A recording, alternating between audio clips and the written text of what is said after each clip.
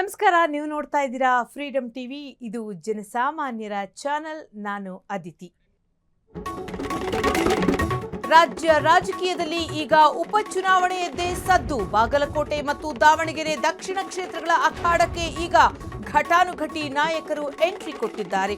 ಇದರಿಂದ ಪ್ರಚಾರದ ಅಬ್ಬರ ಕಳೆಗಟ್ಟಲಿದ್ದು ಮತಬೇಟೆಗೆ ಸಿಎಂ ಸಿದ್ದರಾಮಯ್ಯ ಮತ್ತು ವಿಪಕ್ಷ ನಾಯಕ ಆರ್ ಅಶೋಕ್ ಸೇರಿದಂತೆ ಅನೇಕರು ಲಗ್ಗೆ ಹಾಕಿದ್ದಾರೆ.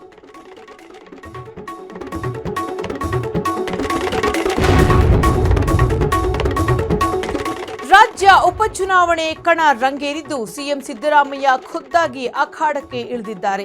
ಸತತ 8 ದಿನಗಳ ಕಾಲ ಸಿಎಂ ಮಿಂಚಿನ ಸಂಚಾರ ನಡೆಸಲಿದ್ದು ಬಾಗಲಕೋಟೆ ಸಿಎಂ ಸಿದ್ದರಾಮಯ್ಯ ಪಾಲಿಗೆ ಪ್ರತಿಷ್ಠೆಯ ಕಣವಾಗಿದೆ. ಆಪ್ತನ ಮಗನನ್ನ ಗೆಲ್ಲಿಸಬೇಕೆಂಬ ಪಣ ತೊಟ್ಟಿರೋ ಸಿಎಂ ಸಿದ್ದರಾಮಯ್ಯ ಖುದ್ದಾಗಿ ಆಪ್ತನ ಮಗನ ಪರ ಪ್ರಚಾರ ನಡೆಸುತ್ತಿದ್ದಾರೆ.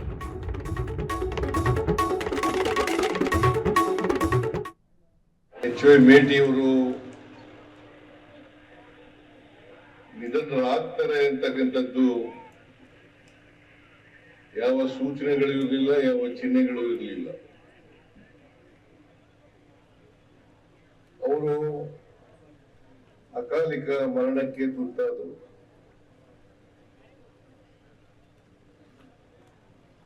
ಅವರು ನಿಧನರಾದ್ದರಿಂದ ಬಾಗಲಕೋಟೆ ವಿಧಾನಸಭಾ ಕ್ಷೇತ್ರ ಖಾಲಿಯಾಯಿತು. ಈ ಖಾಲಿಯಾದಂತ ಜಾಗವನ್ನ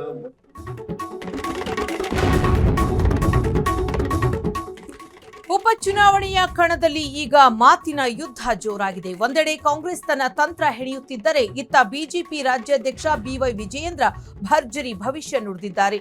2 ಕ್ಷೇತ್ರಗಳಲ್ಲಿ ಕಮಲ ಅರಳುವುದು ಗ್ಯಾರಂಟಿ ಅಂತ ಹುಬ್ಬಳ್ಳಿಯಲ್ಲಿ ಗುಡುಗಿದ್ದಾರೆ.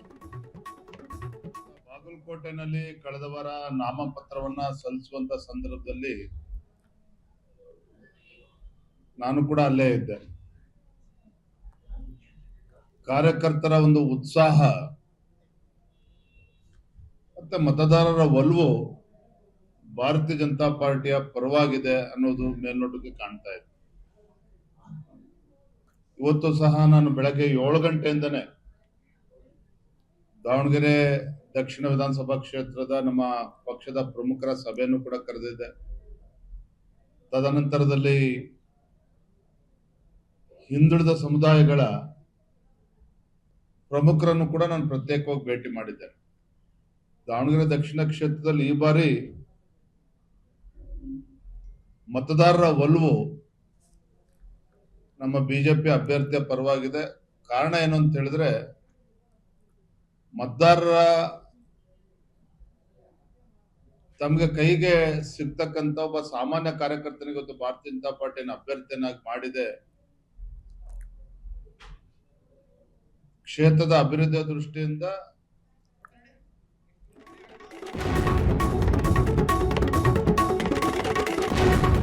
ರಾಜ್ಯ ರಾಜಕೀಯದಲ್ಲಿ ಈಗ ಬೈ ಎಲೆಕ್ಷನ್ ಕಿಚ್ಚು ಹತ್ತಿಕೊಂಡಿದೆ. ಈ ಚುನಾವಣೆ ಕೇವಲ ಅಭ್ಯರ್ಥಿಗಳಿಗಷ್ಟೇ ಅಲ್ಲ, ಬಿಜೆಪಿ ರಾಜ್ಯಾಧ್ಯಕ್ಷ ಬಿವೈ ವಿಜಯೇಂದ್ರ ಅವರಿಗೂ ಅಗ್ನಿ ಪರೀಕ್ಷೆಯಂತೆ. ಈ ಚುನಾವಣೆಯಲ್ಲಿ ಸೋತರೆ ವಿಜಯೇಂದ್ರಗೆ ಗೇಟ್ ಪಾಸ್ ಸಿಗುವುದು ಗ್ಯಾರಂಟಿ ಅಂತ ಸಚಿವ ಎಂಬಿ ಪಾಟೀಲ್ ಭವಿಷ್ಯ ನುಡಿದಿದ್ದಾರೆ. ಹೀಗಾಗಿ ಮೇಟಿಯವ್ರ ಮೇಲೆ ಅನುಕಂಪನೂ ಕೊಡೋದು, ಸಲ್ಲ ಸಜ್ಜನ ವ್ಯಕ್ತಿ, ಹಿರಿಯ ವ್ಯಕ್ತಿ ಅಂತ ಹೇಳಿ ಅವರು 5 ವರ್ಷ ಪೂರೈಸಬೇಕಾಗಿತ್ತು. ಅಕಾಲಿಕ ನಾವು ಅವರ ಪುತ್ರ ಉಮೇಶ್ ಮೇಟಿ ಅವ್ರಿಗೆ ಕೊಟ್ಟಿದ್ದೀವಿ. ಹೀಗಾಗಿ ನಾವು ನಿನ್ನೆ ಲಿಂಗಾಯತ ಆಯ್ತು, ಅಲ್ಪಸಂಖ್ಯಾತ ಹಳ್ಳಿಯಲ್ಲಿ ಹೋಗಿದ್ವಿ, ಬೇರೆ ಬೇರೆ ಸಮುದಾಯಗಳು ಎಲ್ಲರ ಬೆಂಬಲ ಇತ್ತು ಕಾಂಗ್ರೆಸ್ ಪಕ್ಷ ಮೇಲೆ. ನಿಶ್ಚಿತವಾಗಿ ನಾವು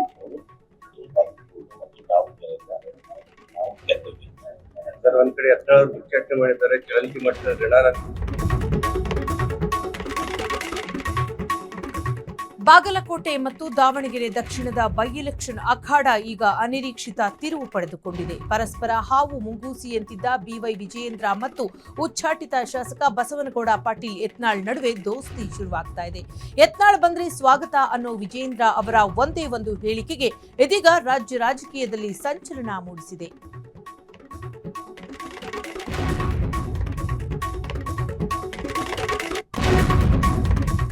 ಉಪಚುನಾವಣೆಯ ಅಖಾಡ ರಂಗೇರುತ್ತಿದ್ದಂತೆ ಸ್ಯಾಂಡಲ್ವುಡ್ನ ಖ್ಯಾತ ನಟ ನಿರ್ದೇಶಕ ಹಾಗೂ ಕಾಂಗ್ರೆಸ್ ಪ್ರಚಾರ ಸಮಿತಿ ಮುಖಂಡ ಎಸ್ ನಾರಾಯಣ್ ರಾಜಕೀಯ ವಾಗ್ದಾಳಿ ಆರಂಭಿಸಿದ್ದಾರೆ. ದಾವಣಗೆರೆಯಲ್ಲಿ ಕಾಂಗ್ರೆಸ್ ಅನ್ನ ಸೋಲಿಸಲು ಯಾರಿಂದಲೂ ಸಾಧ್ಯವಿಲ್ಲ ಅಂತ ಚಿತ್ರದುರ್ಗದಲ್ಲಿ ಸವಾಲು ಹಾಕಿದ್ದಾರೆ. ಅಷ್ಟೇ ಅಲ್ಲದೆ ಪಕ್ಷದ ಒಳಗಿನ ಅಸಮಾಧಾನಗಳ ಬಗ್ಗೆಯೂ ಅವರು ಮಹತ್ವದ ಹೇಳಿಕೆ ನೀಡಿದ್ದಾರೆ. ಪಕ್ಷವಾಗಿ ಉದಯವಾಯಿತು ನಮ್ಮ ದೇಶದಲ್ಲಿ. ಆಗ ರಾಜ್ಯದಲ್ಲಿ ಕಾಂಗ್ರೆಸ್ಗೆ ಬುನಾದಿ ಆಗಿದೆ ದಾವಣಗೆರೆಯಲ್ಲಿ. ಕಾಂಗ್ರೆಸ್ ಸಭೆ ನಡೆದಿದ್ದು ದಾವಣಗೆರೆಯಲ್ಲಿ. ಅದಾದ ನಂತರ ಆವತ್ತು ನಮ್ಮ ಮಾಜಿ ಮುಖ್ಯಮಂತ್ರಿಗಳು, ಜನಪ್ರಿಯ ಮುಖ್ಯಮಂತ್ರಿಗಳಾದಂಥ ಎಸ್ ನಿಜಲಿಂಗಪ್ಪನವರು ಕಾರ್ಯಕರ್ತರಾಗಿದ್ದರು. ಅವರ ನೇತೃತ್ವದಲ್ಲಿ ಹಲವಾರು ಸಭೆಗಳು, ಸಮಾರಂಭಗಳು ಇಲ್ಲಿ ನಡೆದು ಕಾಂಗ್ರೆಸ್ ಪಕ್ಷವನ್ನು ದಾವಣಗೆರೆಯಲ್ಲಿ ಬಹಳ ಬಲಿಷ್ಠಗೊಳಿಸಿದ್ದಾರೆ ಅವರು. ಹಾಗಾಗಿ ಇಲ್ಲಿ ಕಾಂಗ್ರೆಸ್ ಪಕ್ಷವನ್ನು ಸೋಲಿಸೋದು ಬಹಳ ಕಷ್ಟ ಇದೆ. ನಾವೆಲ್ಲ ಬಂದು ಮತಯಾಚನೆ ಮಾಡ್ತಿರ್ತೀವಿ ಅಷ್ಟೇನೆ, ನಮ್ಮಿಂದನೇ ಗೆಲ್ಲುತ್ತೆ ಇಲ್ಲ. ಕಾಂಗ್ರೆಸ್ ಬಹಳ ಬಲಿಷ್ಠವಾಗಿದೆ. ಜೊತೆಯಲ್ಲಿ ಶಾಮು ಶಿವಶಂಕರಪ್ಪನವರು.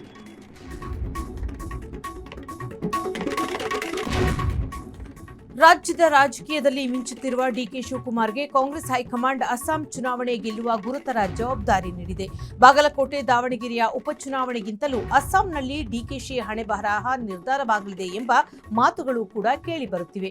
ಒಂದು ವೇಳೆ ಅಸ್ಸಾಂನಲ್ಲಿ ಕಾಂಗ್ರೆಸ್ ಉತ್ತಮ ಪ್ರದರ್ಶನ ನೀಡಿದರೆ ರಾಜ್ಯದಲ್ಲಿ ಸಿಎಂ ಸ್ಥಾನ ಸಿಗುವ ಸಂಭವ ಹೆಚ್ಚಿದೆ ಎಂಬ ಮಾತು ಇದೀಗ ಕೇಳಿಬರ್ತಿದೆ.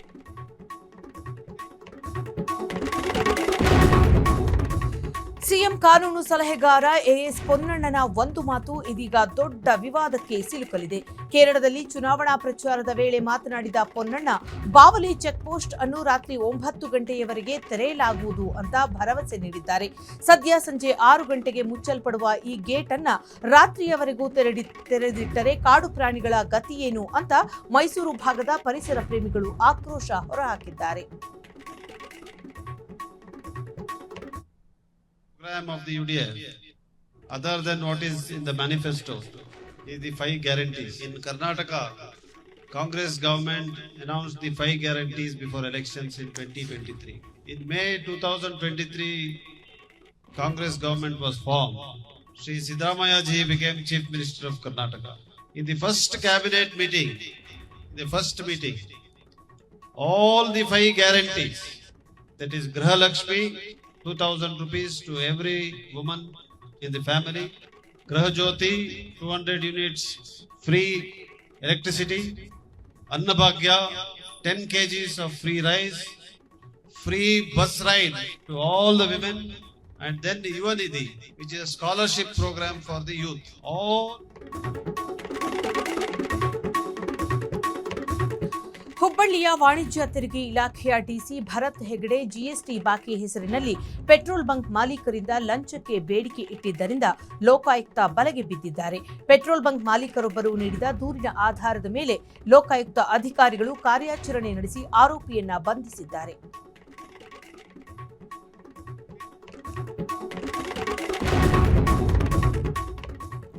ಐಪಿಎಲ್ನ 2ನೇ ಪಂದ್ಯದ ವೇಳೆ ಟಾಸ್ ಫಿಕ್ಸಿಂಗ್ ಆರೋಪ ಕೇಳಿಬಂದಿದೆ. ಕ್ರಿಕೆಟ್ ಪ್ರೇಮಿಗಳಿಂದಲೇ ಈ ಗಂಭೀರ ಆರೋಪ ಕೇಳಿಬಂದಿದೆ. ಮುಂಬೈನ ವಾಂಖೇಡೆ ಸ್ಟೇಡಿಯಂನಲ್ಲಿ ನಡೆದ ಕೋಲ್ಕತಾ ನೈಟ್ ರೈಡರ್ಸ್ ಹಾಗೂ ಮುಂಬೈ ಇಂಡಿಯನ್ಸ್ ನಡುವಿನ ಪಂದ್ಯದ ವೇಳೆ ಕ್ಯಾಮೆರಾದಲ್ಲಿ ಟಾಸ್ ಕಾಯಿನ್ ತೋರಿಸುವುದೇ ಈ ಆರೋಪಕ್ಕೆ ಮುಖ್ಯವಾದ ಕಾರಣ ಎನ್ನಲಾಗ್ತಾ ಇದೆ.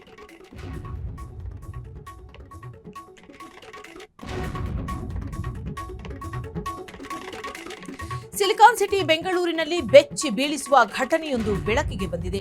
ಸಂಸಾರ ಅಂದ್ರೆ ಅಲ್ಲಿ ನಂಬಿಕೆ ಇರಬೇಕು, ಪ್ರೀತಿ ಇರಬೇಕು. ಆದ್ರೆ ಇಲ್ಲಿ ಪತ್ನಿಯ ಕಾಮದ ವಿಕೃತಿಗೆ ಪತಿಯೇ ಬೆಚ್ಚಿ ಬಿದ್ದಿದ್ದಾನೆ. ಹೆಂಡತಿಯ ಅಸಹಜ ಬೇಡಿಕೆಗಳಿಗೆ ಬೇಸತ್ತು ಪತಿ ಇದೀಗ ಪೊಲೀಸ್ ಠಾಣೆಯ ಮೆಟ್ಟಿಲೇರಿದ್ದಾನೆ.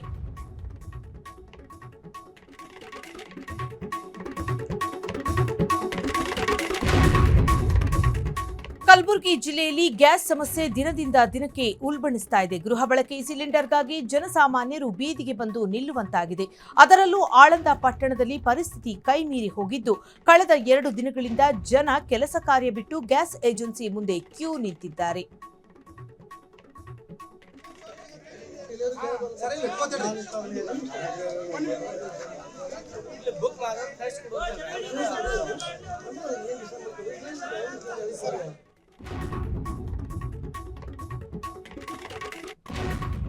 ಐತಿಹಾಸಿಕ ನಂಜನಗೂಡಿನ ಶ್ರೀಕಂಠೇಶ್ವರ ಸ್ವಾಮಿಯ ಸನ್ನಿಧಿಯಲ್ಲಿ ಸಂಭ್ರಮವೋ ಸಂಭ್ರಮ. ವರ್ಷಕ್ಕೊಮ್ಮೆ ನಡೆಯುವ ಈ ಪುಣ್ಯ ಪಂಚಮಹಾ ರಥೋತ್ಸವವನ್ನು ಕಣ್ತುಂಬಿಕೊಳ್ಳಲು ರಾಜ್ಯದ ಮೂಲೆ ಮೂಲೆಗಳಿಂದ ಭಕ್ತ ಸಾಗರವೇ ಹರಿದು ಬಂದಿದೆ.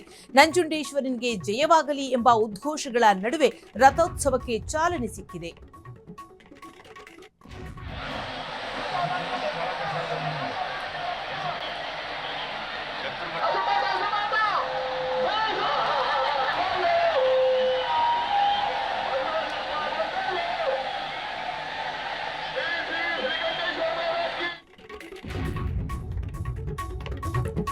ಚಿಕ್ಕಬಳ್ಳಾಪುರ ಜಿಲ್ಲೆಯಲ್ಲಿ ಮಣ್ಣು ಮಾಫಿಯಾ ಹೆಡೆಬಿಚ್ಚಿ ಆಡ್ತಾ ಇದೆ. ಯಾವುದೇ ಅನುಮತಿ ಇಲ್ಲ, ಸರ್ಕಾರಕ್ಕೆ ₹1 ಟ್ಯಾಕ್ಸ್ ಕೂಡ ಕಟ್ತಾ ಇಲ್ಲ.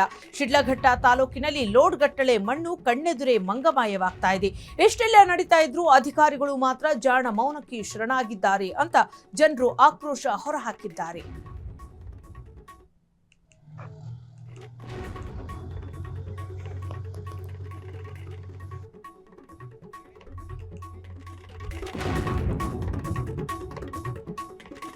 ಇನ್ಮುಂದೆ ಮನೆಯ ಕಸವನ್ನ ಹಸಿ ಮತ್ತು ಒಣ ಕಸವಾಗಿ ಬೇರ್ಪಡಿಸಿ ನೀಡದಿದ್ದರೆ ದಂಡ ತೆರಬೇಕಾಗುತ್ತದೆ. ಪೌರ ಕಾರ್ಮಿಕರ ಮೇಲಿನ ಕೆಲಸದ ಒತ್ತಡವನ್ನ ಕಡಿಮೆ ಮಾಡಲು ಮತ್ತು ಪರಿಸರ ರಕ್ಷಣೆಗಾಗಿ ಜಿಬಿಎ ಈ ಮಹತ್ವದ ನಿರ್ಧಾರ ಕೈಗೊಂಡಿದೆ. ಏಪ್ರಿಲ್ 1ರಿಂದ ಈ ನಿಯಮ ಕಟ್ಟುನಿಟ್ಟಾಗಿ ಜಾರಿಗೆ ಬರಲಿದೆ.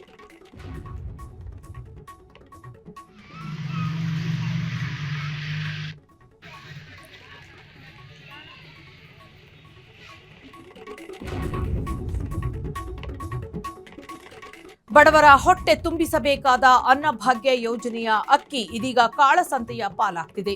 ರಾಯಚೂರು ಜಿಲ್ಲೆಯ ಸಿರವಾರ ತಾಲೂಕಿನಲ್ಲಿ ಭಾರೀ ಪ್ರಮಾಣದ ಪಡಿತರ ಅಕ್ಕಿ ಅಕ್ರಮ ಸಾಗಾಟ ಮಾಡ್ತಾ ಇದ್ದಂತಹ ಒಂದು ಜಾಲವನ್ನ ಪೊಲೀಸರು ಭೇದಿಸಿದ್ದಾರೆ. ಬರೋಬ್ಬರಿ 30 ಟನ್ ಅಕ್ಕಿ ತುಂಬಿದ್ದ ಲಾರಿಯನ್ನ ಅಧಿಕಾರಿಗಳು ಜಪ್ತಿ ಮಾಡಿದ್ದಾರೆ.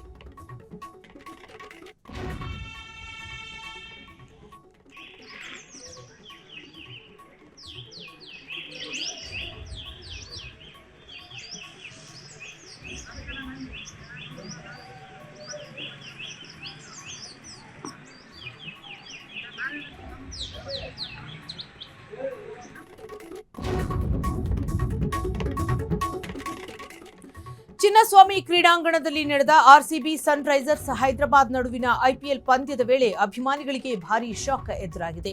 ಪಂದ್ಯದ ಸಂಭ್ರಮದಲ್ಲಿದ್ದ ಪ್ರೇಕ್ಷಕರ ಮೊಬೈಲ್ ಫೋನ್ಗಳನ್ನು ಗುರಿಯಾಗಿಸಿಕೊಂಡು ಸಂಘಟಿತ ಕಳ್ಳರ ತಂಡವೊಂದು ದೊಡ್ಡ ಮಟ್ಟದ ಕಳ್ಳತನ ಎಸಗಿದೆ. ಈ ಬಗ್ಗೆ ಮಹಿಳೆಯೊಬ್ಬರು ಸೋಷಿಯಲ್ ಮೀಡಿಯಾದಲ್ಲಿ ಅಂದರೆ ಎಕ್ಸ್ನಲ್ಲಿ ಈ ಬಗ್ಗೆ ವಿಡಿಯೋವೊಂದನ್ನು ಹಂಚಿಕೊಂಡಿದ್ದಾರೆ.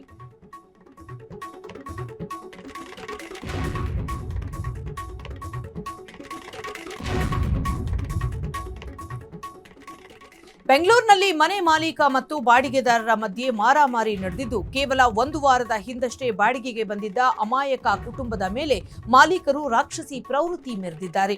ಗ್ಯಾಸ್ ರೇಟ್, ವಾಟರ್ ಬಿಲ್ ನೆಪದಲ್ಲಿ ಶುರುವಾದ ಗಲಾಟೆ ರಕ್ತಪಾತದಲ್ಲಿ ಅಂತ್ಯವಾಗಿದೆ.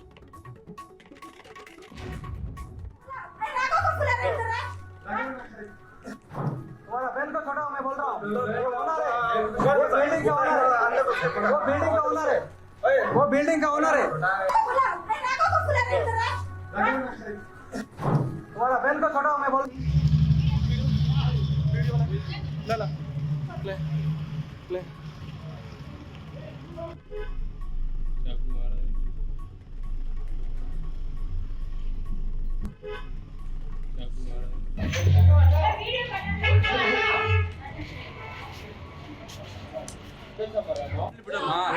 यार वीडियो बना सकते हैं। देखो यार आप करो, अभी आए ना पुलिस में आए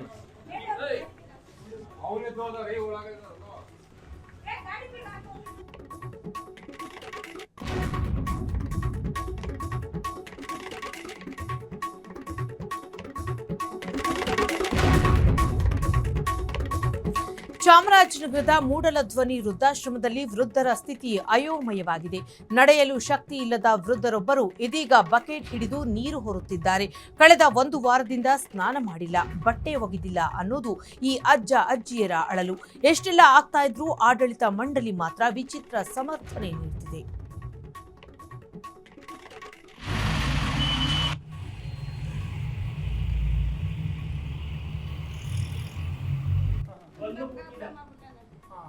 ಏನ್ ಮಾಡ್ತೀರಾ ಮತ್ತೆ ನೀರ್ಲಿಂಗ ಏನ್ ಮಾಡಿಲ್ಲ ಯಾರಿಂದ ಇಷ್ಟೊಂದು ಇಕ್ಕಬೇಕು ನೀರಿಲ್ಲ ನೀರಿಲ್ಲ ಅಂತ ಕೊಡ್ತಾರ ಅವ್ರು ಸ್ನಾನ ಮಾಡಿಲ್ವಮ್ಮ? ಸ್ನಾನನೇ ಆಗಿಲ್ಲ ಸರ್, ಒಂದು ವಾರದ ಆಯ್ತು. ಯಾಕೆ? ನೀರಿಲ್ವಲ್ಲ ನೀರಿಲ್ವಲ್ಲ.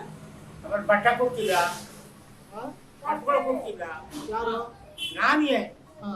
ಬಟ್ಟೆಗಳು ಕುಟ್ಕೋಬೇಕಲ್ಲ, ನೀರಿಲ್ಲದ ಬಟ್ಟೆನ ಕೊಡ್ತಿಲ್ಲ. ಅಲ್ಲಲ್ಲೇ ಮಡ್ಗವ ಮೂರ್ ಜೊತೆ ಸ್ನಾನನೂ ಮಾಡಿಲ್ಲ, ಬಟ್ಟೆನೂ ಇಲ್ಲ. ಮತ್ತೆ ಏನ್ ಮಾಡ್ತಾ ಇದೀರಿ ಮತ್ತೆ ಈಗ? ಏನ್ ಮಾಡ್ತಾರ ಒಂದ್ ಕಚ್ಚಿನ ಮನೆ ಕಚ್ಚಿನ ಏನ್ ಮಾಡಮ್ಮ? ಕುಡಿಯಕ್ಕಿದೆಯಾ ನೀರು? ಯಾರಕ್ಕ ತೊಂದ್ರೆ ಬಿಡ್ತಾ ಇಲ್ವಮ್ಮ? ನೀರು ಬರ್ತಾ ಇಲ್ಲ ನಮ್ಗೆ. ಯಾಕೆ? ನೀರು ತುಂಬಾನು ಸುತ್ತಮುತ್ತ ಎಳಸ್ಕೊಂಡ್ಬಿಟ್ಟು ಬೋರ್ ನೀರು ಕಮ್ಮಿ ಬರ್ತಾದ, ನಮ್ಗೆ ಅರ್ಧ ಜಲ್ಗನು ಬರ್ತಾರೆ. ಹೌದಾ? ಅದಕ್ಕೆ ನಾವು ಮತ್ತೆ ನೀವು ನಗರಸಭೆ ಕಂಪ್ಲೇಂಟ್ ಮಾಡ್ಬೇಕಾಗಿತ್ತು. ಎಲ್ಲ ಸೇರಿ ಮಾಡ್ಬೇಕು. ನಟ ಪ್ರಕಾಶ್ ರಾಜ್ ತಾಯಿ ಸ್ವರ್ಣಲತಾ ಅವರು ಸೋಮವಾರ ಮುಂಜಾನೆ ಬೆಂಗಳೂರಿನಲ್ಲಿ ನಿಧನರಾಗಿದ್ದಾರೆ. ನರ್ಸಾಗಿ ಸೇವೆ ಸಲ್ಲಿಸಿದ್ದ ಅವರು ಪ್ರಕಾಶ್ ರಾಜ್ ಅವರ ಸಾಧನೆಯ ಹಾದಿಯಲ್ಲಿ ಬೆನ್ನೆಲುಬಾಗಿ ನಿಂತಿದ್ದರು. ವಯೋಸಹಜ ಅನಾರೋಗ್ಯದಿಂದ ಬಳಲ್ತಾ ಇದ್ದ ತಾಯಿಯ ಅಗಲಿಕೆಯಿಂದ ನಟ ಪ್ರಕಾಶ್ ರಾಜ್ ತೀವ್ರ ದುಃಖದಲ್ಲಿದ್ದಾರೆ.